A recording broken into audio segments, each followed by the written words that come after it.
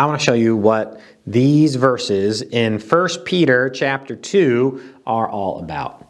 Let's remember where we've been so far in the book. In chapter 1, Peter has been describing how great our salvation is.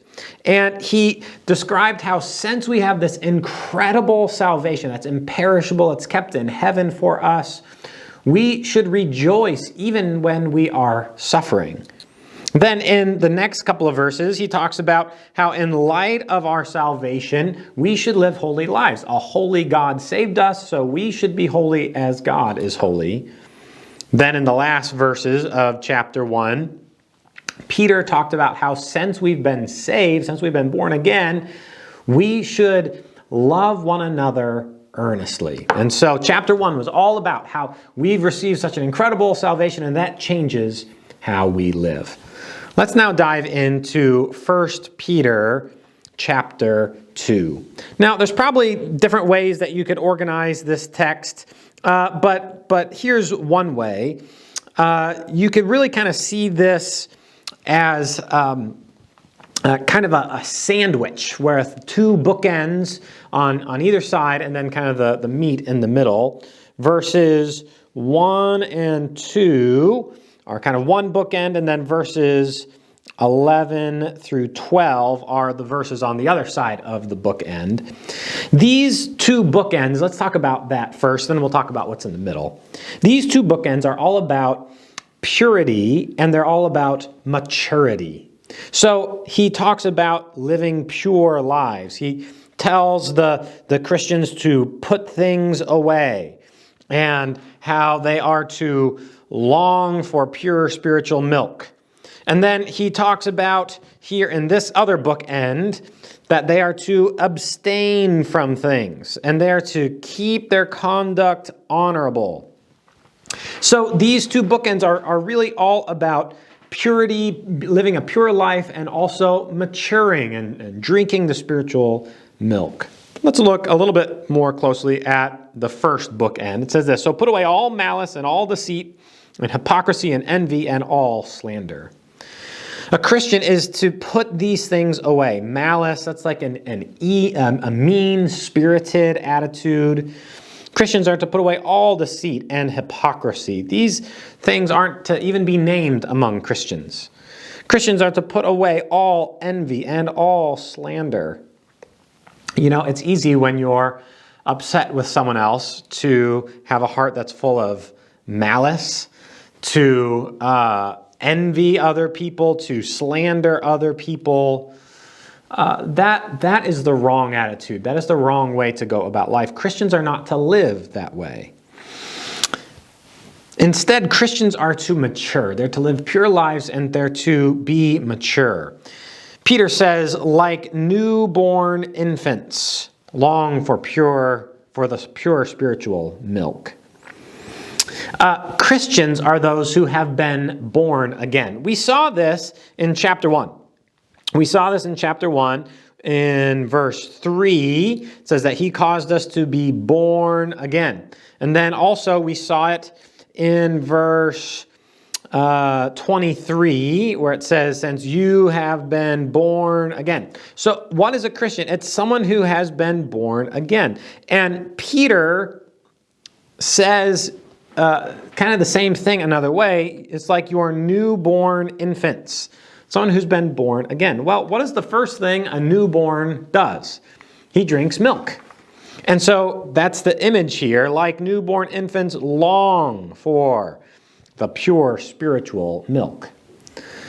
A newborn doesn't drink milk in order to become a newborn, but in order to grow. And in a similar way, someone who's been born again, like newborn infants, we don't long for the pure spiritual milk, which I think is the Word of God, so that we would become newborns. No, it's so that we may grow.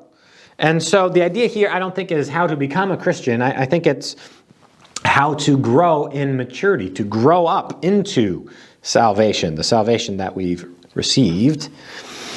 And someone who is a newborn is someone who has tasted. So do you hear the image, longing for milk, and someone who's tasted that the Lord is good? Someone who has become a Christian, tasted that the Lord is good, they are to long for Scripture, I think is what this is saying, for the pure spiritual milk that helps us grow. So the first bookend is all about purity and being mature. The second bookend has a similar feel to it. Peter says, "Beloved, I urge you as sojourners and exiles to abstain from." So you hear the purity emphasis, abstain from the passions of the flesh, which wage war against your soul. Friends, sinful desires are not harmless fun. Sinful cravings, it's not like they're fine just as long as you don't act on them. No, sinful passions wage war. When someone is waging war against you, that means they're trying to kill you. Sinful passions, the passions of the flesh, are trying to destroy you. And so abstain from those passions. And then another word about purity here. Keep your conduct among the Gentiles honorable, so that when they speak against you as evildoers, they may see your good deeds and glorify God on the day of visitation. That sounds a whole lot like what Jesus said, seeing your good deeds and glorifying God. Remember what Jesus said in Matthew 5:16, "Let your light shine before others so that they may see your good works and give glory to your fathers in heaven." So this sounds kind of like an echo of that. You know, the world will call Christians evil. Isn't that interesting? That's just what happens. The world slanders us, but we are to put away slander. But when the world slanders us, what is our response to be? Our response is not to hit back and slander back and have malice back. It's to keep our conduct honorable. We are to live lives that are filled with integrity and living in a God-honoring way, so that when they are trying to slander us, their slander falls short. And they see our good works and they bring glory to God in heaven. Okay, so those are kind of the bookends. There's a lot. This is a big text I chose today, so this is a lot to chew on. But think of it just very simply. There's these two bookends about purity and becoming a mature Christian. Now we come to this middle section. So this middle section here, from verse 4 through verse 10. And here's what's going on here. This section is contrasting those who believe in Jesus, who's the cornerstone. It's contrasting those who believe in Jesus with those who reject Jesus. And it's basically saying this: those who reject Jesus, the cornerstone, they get shame and they end up stumbling. But those who believe in Jesus get honor and they have a special place in God's heart. That's basically the gist of what these verses are saying. Let's take a closer look. Verse 4 says this: "As you come to him, a living stone, rejected by men, but in the sight of God, chosen and precious." Pause there. We're talking about Jesus, who is the cornerstone. He is the living stone. So the stone is a him, right? So that's important. And there are two different ways that you can respond or react to the cornerstone, to Christ. You can come to him, you can believe in him, or you can reject him. Okay, so he's saying, you come to him, but others rejected him. But he's talking to Christians here. He says, there's benefits to coming to Jesus, believing in Jesus. You yourselves, like living stones, are being built up as a spiritual house, to be a holy priesthood, to offer spiritual sacrifices acceptable to God through Jesus Christ. Okay, there's a lot of comparisons going on here.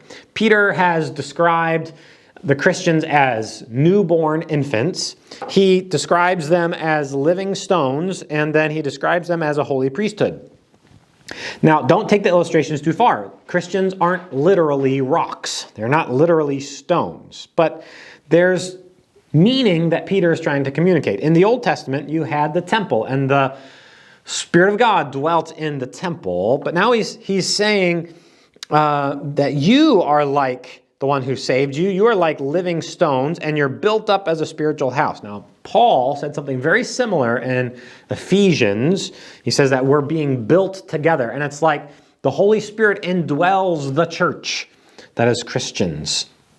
So in the Old Testament, you had the temple. In the New Testament, you have the church, and Christians make up this new structure. The church, or the Spirit lives among us. And Christians are like priests. We're to be a holy priesthood.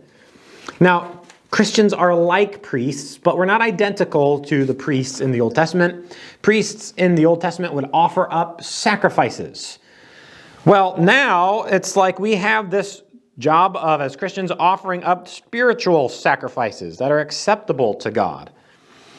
Well, we don't literally bring animal sacrifices to God, but Paul does write this in Romans 12:1. He says, present your bodies as a living sacrifice, holy and acceptable to God, which is your spiritual worship. And so, as Christians, New Testament Christians, we don't go through a human priest, but we ourselves directly worship God. And those who come to Jesus as the cornerstone, so those who believe in Jesus, they get all the honor. They're like living stones. They're like a spiritual house, a holy priesthood, and they get honor. And so that's what this quote from Isaiah, I think it's 28, that's what this quote is trying to say. Those who come to Jesus and believe in him as the cornerstone, they get honor. Listen to what Isaiah wrote, for it stands in Scripture, behold, I am laying in Zion a stone, a cornerstone, chosen and precious, and whoever believes in him will not be put to shame. So the honor is for you who believe. So there's two ways to react to this living stone, the cornerstone. The right way to react is to come to him and believe in him, and they are the ones, they sure enough will not be put to shame. Instead, they get the honor. But what about those who reject Jesus? Well, we see that next in this passage here. But for those who do not believe, those who come to Jesus and they reject Jesus, well, now Peter quotes Psalm 118. He says this, the stone that the builders rejected has become the cornerstone. In other words, those who believe in Jesus aren't put to shame. They get honor. But those who do not believe and who reject Jesus, well, that's a little embarrassing. If the stone the builders rejected actually turns out that was the best stone, that's a little bit embarrassing for the person that rejected the stone. You get it? And so those who reject Jesus, they get shame, and they end up stumbling. And so he quotes Isaiah 8:14 here. A stone of stumbling and a rock of offense. And so he says this, they, that is those who reject Jesus, they stumble because they disobey the word as they were destined to do. When you reject Jesus, you are destined to stumble. So do you hear the contrast? Those who accept Christ, who believe in Christ, who accept the cornerstone, get honor. Those who reject the cornerstone get shame, and they end up stumbling.